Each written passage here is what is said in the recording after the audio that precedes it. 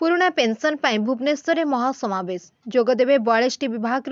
250 ऊर्ध्व संगठन शिक्षक और कर्मचारी। नूतन पेंशन व्यवस्था उच्छेद कर पुराना पेंशन को लागू करने निमंते आज 15/2/2024 तारीख बुधवार संध्या 6 घटिका समय भुवनेश्वर ठारे पुराना पेंशन पाई जातीय आंदोलन NMOPS ओडिशा पक्षर एक गुरुत्वपूर्ण सांबादिक सम्मेलन राज्य सरकार को पुराना पेंशन तुरंत ओडिशा रे लागू करने नहले आसंता रविवार पुराना पेंशन महासमावेश ओडिशा रे अनुष्ठित होब। डिपार्टमेंट गत 18 वर्ष कम कर 2005 मसीह जॉइन कर तो समस्ते जेहतु जानते 2005 मसीह आम पेंशन ना कि बर्तमान से जॉइन करूँ जो आम कहला आप पेंशन पाइबे ना कि आम धीरे धीरे देखिलु आम 5टी राज्य बर्तमान पेंशन पाँच NPS रु OPS है तेणु मुझे सरकार को अनुरोध करी आमर भी से NPS रु OPS करा आमर जो 4 लाख कर्मचारी अच्छा उपकृत हो पारे। तो ये जो OPS जो अभियान चली आपण मैंने जो देखिथे 4 लाख कर्मचारी फैमिली से सब सफर रोचंती। आपड़ देखिए 5टी राज्य रे OPS को रेस्टोर करा सारी एवं आम राज्य में आम चाहूँ OPS को रेस्टोर करा जाऊ कहीं ना आपण मैंने जानते विगत दिन में आमर राज्य सरकार गोटे हिस्टोरिक डिसीजन नहीं जो कंट्राक्चुअल कुचित प्रथा ताकू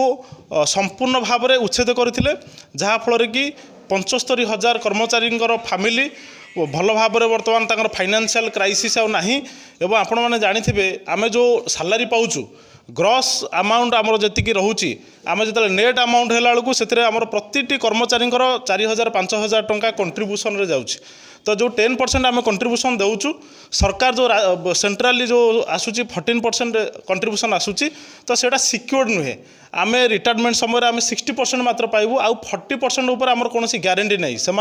कौन प्रकार से शेयर मार्केट रे इन्वेस्ट करि पारंती तो आमर कौन सेटा गोटे सिक्योर स्कीम नुहे NPS टा। तो OPS जेहेतु गोटे सिक्योर स्कीम कौन प्रकार कंट्रीब्यूशन देवाक पड़े ना आम गोटे एम्प्लॉई मध्यम धरण एम्प्लॉई आम मासक जदि 4-5 हजार टंका आमर 5,000 ରୁ 7,000 पर्यंत आमर स्टाफ माने मासक 10% लाखे कंट्रीब्यूट करुँच तो सहीटा आमर सेव हो पार और आगामी दिन में आम फैमिली से हेल्पफुल हो पार। तेणु आम राज्य सरकार पाखे अनुरोध करुचु विगत दिन में जमीती आमर गोटे कुचित प्रथा जमीती कंट्राक्चुअल पॉलिसी हटई जमी गोटे रिपिल करी आजिका डेट 75,000 कर्मचारी उपकृत हो पारे से भाव में OPS को रेस्टोर करी आमर 4 लाख कर्मचारी एवं फैमिली मेंबर मानू उपकृत करूँ। यह आम सरकार पाखे गुहारी कहीं बर्तमान स्टेट सरप्लस बजेट अच्छी एवं सेंटर सरप्लस बजेट अच्छी 5टी राज्य जो कर सारे यहाँ एग्जाम्पलारी हम आम ओडिशा एवं आम आमर भरोसा अच्छी राज्य सरकार आमर माननीय मुख्यमंत्री जे कि सारा इंडिया रे आमर नंबर 1 आम भरोसा अच्छी एवं आमर जे 5टी चेयरमैन सार जड़े आइडियल पर्सन एवं जड़े डायनामिक पर्सन आम जाचु ये आमर OPS रेस्टोरेशन से प्रॉपर्ली एग्जामिन करेंगे और समस्त कर्मचारी मानू उपयुक्त न्याय देवे। एथिरे जोगदेवा पाई संगठन तरफ सभापति विजय मल्ल और साधारण संपादक प्रजत्न बराड़ सबु कर्मचारी संगठन मानक अनुरोध करिसेंती। केंद्र सरकार 2004 मसीह और राज्य सरकार 2005 मसीह पुराना पेंशन उच्छेद कर नूतन पेंशन व्यवस्था लागू करथिले। फल हजार हजार सरकारी कर्मचारी 30 ରୁ 40 वर्ष चाकरी करी अवसर पर 1,000 ରୁ 2,000 टंका पेंशन पाई अति दुर्दिन रे दिन काटुछंती जेतेबेले कि विधायक और सांसदों पुराना पेंशन पूर्वपरी पाउछंती। एबे सिक्किम राज्यर कर्मचारी NPS किंबा OPS भितर गोटे चयन करने कर्मचारी को निर्देशनामा जारी करथिले। सूचनायोग्य कि केंद्र अर्थ सचिवों अध्यक्षतार एक कमिटी गठन होई नूतन पेंशन उपर अनुध्यान करा जायछि। याकु संगठन तरफ दृढ़ विरोध करबा सह नूतन व्यवस्था कौनसी परिवर्तन नुहे आमको अविकल पुराना पेंशन दरकार। एथिमध्यरे विभिन्न राज्य तथा छत्तीसगढ़ राजस्थान झारखंड पंजाब और हिमाचल प्रदेश सिक्किम राज्य कर्मचारी मानकर गुरुतर स्वार्थ को दृष्टि रे पुराना पेंशन लागू करछंती। परिवार राजरास्त आम ओह्लुचु कारण जितेबाला जीवन सारा आम सरकारी कार्य काम करुचु एवं आमर प्रतिपोषण करुचु किंतु चाकरी जीवा परे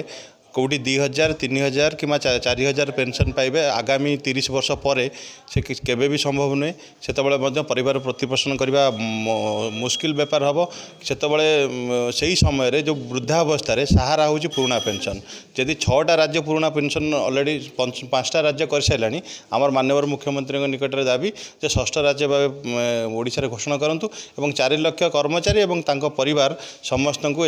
अंतर्भुक्त करी गोटे सुनेली भविष्य आमर रखु जहाँफल कर्मचारी निर्द्वंद्व निजर कर्म जीवन अतिबाहित कर निज कर्म को गुरुत्व दे पार। Bureau report Ekamra news.